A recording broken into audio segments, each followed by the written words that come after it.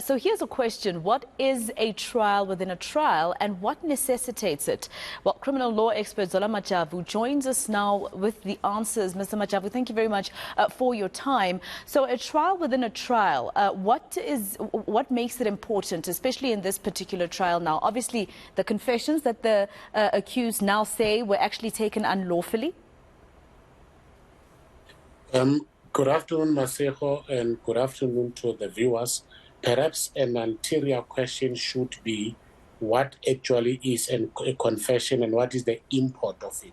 Because if the viewers understand that, it will then flow very seamlessly into what are the mechanisms aimed at determining the lawfulness or otherwise of a confession.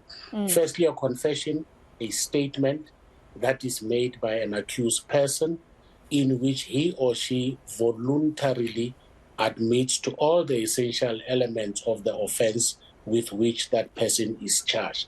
So the operative word is voluntarily, and it must be in writing, and it must also be commissioned or done in the presence of a magistrate.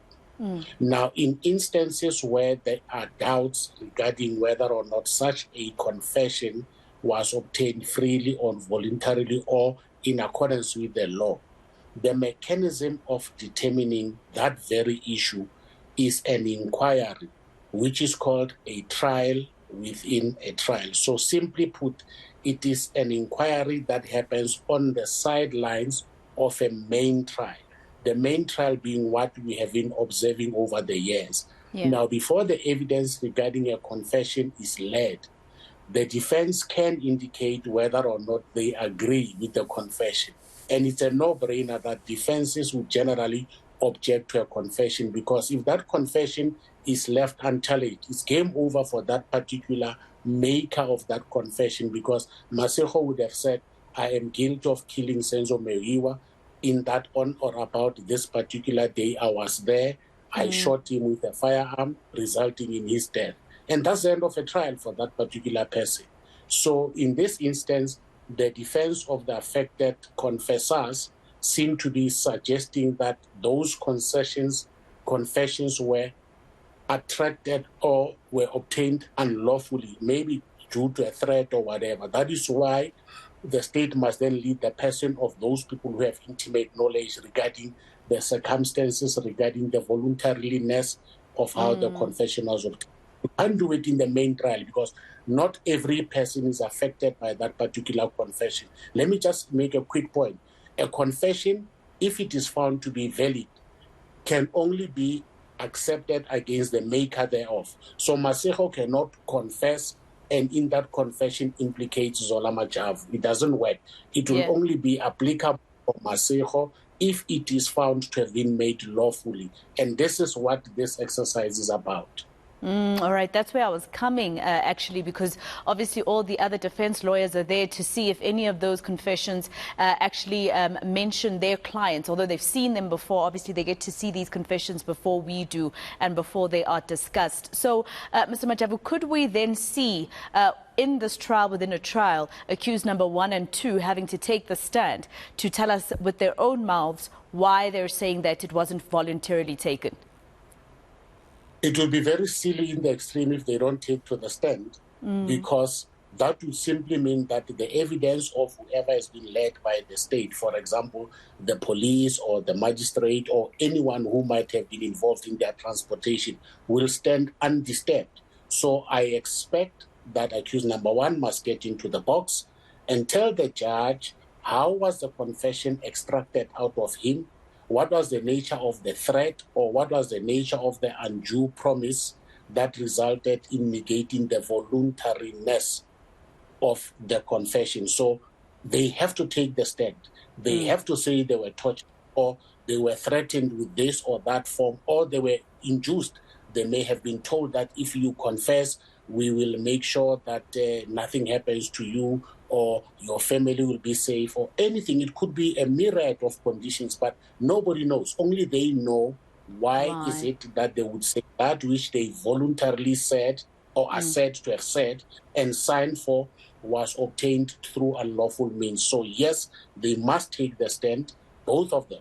Each one of them must talk about circumstances peculiar to themselves, to say, I was forced, I was beaten up, the handcuffs were biting me, and it was the only thing that would make it possible for the pain to stop.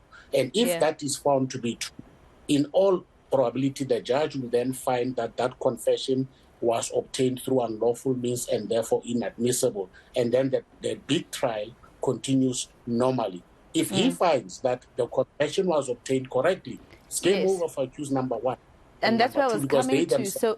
So what does that mean? What would it mean if Judge Rata decides that, okay, these were actually taken and they are admissible in court? Does that then mean we won't see number 1 and 2 continuing with the main trial, and it'll be accused 3 to 5 who continue with trying to defend themselves?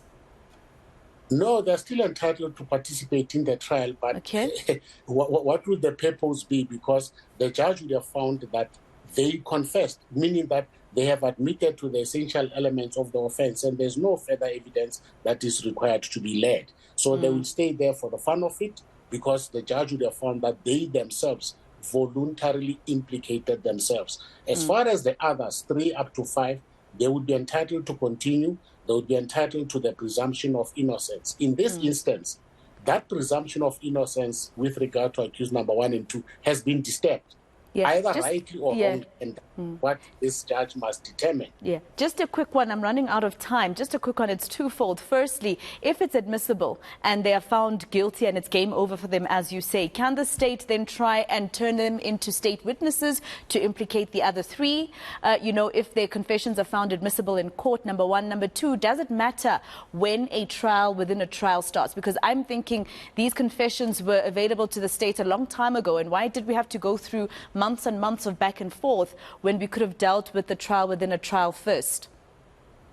Let me answer your last question quickly. It does not matter. It is open to the state as they are dominating the proceedings to decide strategically at what point they would want to introduce these confessions. Well, some may say, do it right early on and save everybody time. But technically, he may have a reason why he chose to introduce them now. So you can't fault Advocate Baloyi. It is all. Now, can they now turn into state witnesses? If they were to have been witnesses, their statements would have had to be made available to other co-accused anyway as part of the disclosure of the... But I do not see how that may happen. They would not have made statements because they would have exercised their rights to remain silent. So I don't think that would happen, yes. They would be treated like any other witness. Yes. All right. Thank you so much, Mr. Majavu, for your expertise and just explaining it to us. Criminal law expert Zola Majavu, we appreciate your time.